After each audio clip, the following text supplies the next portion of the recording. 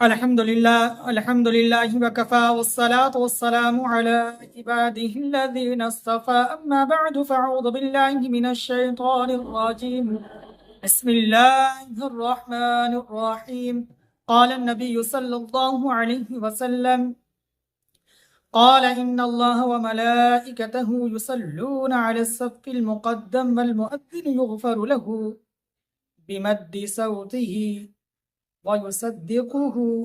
من سمعه من رد ولا يابث وله مثل أجر من صلى معه صدق اللہ العظیم۔ محترم ناظرین اکرام،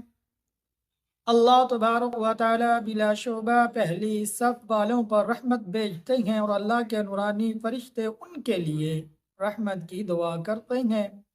مؤذن کے گناہ معاف کیے جاتے ہیں، اور جہاں تک مؤذن کی آواز پہنچتی ہے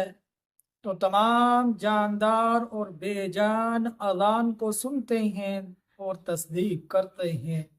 مؤذن کو تمام نمازیوں کے برابر اجر ملتا ہے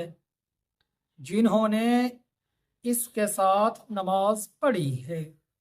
اب ناظرین اکرام، یہ تو مؤذن جو اللہ کی رضا کے لیے اذان دیتا ہے اس کی فضیلت، اللہ سے دعا ہے اللہ تبارک و تعالی ہم سب کو اذان دینے والا مردوں کو، میرے مسلمان بھائیوں کو اور میرے بزرگوں کو مؤذن بنائے، اذان دینے والا بنائے۔ اور اسی طرح گھر میں موجود جو میری بہنیں ہیں، جب بھی اذان ہو بچوں کو خاموش کروائیں، خود بھی خاموش ہوں، اذان کو سنیں اور مؤذن جو الفاظ کہے وہ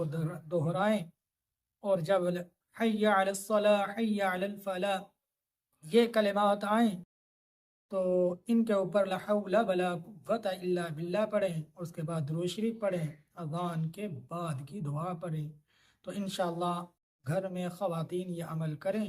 تو اس پر بھی ان کو بہت زیادہ اجر و ثواب ملے گا۔ مردوں کو اذان کہنے پر، اذان کا جواب دینے پر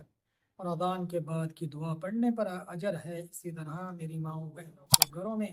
خاموشی سے اذان کو سننا، اپنے سر کو ڈھانپنا اور بچوں کو متوجہ کرنا اذان کی طرف، اذان ہو رہی ہے، اذان کو سنیں، اس کا جواب دیں اور اذان کے بعد کی دعا پڑھیں۔ تو اللہ ہم سب کو ان باتوں پر عمل کرنے کی توفیق عطا فرمائے، آمین یا رب العالمین۔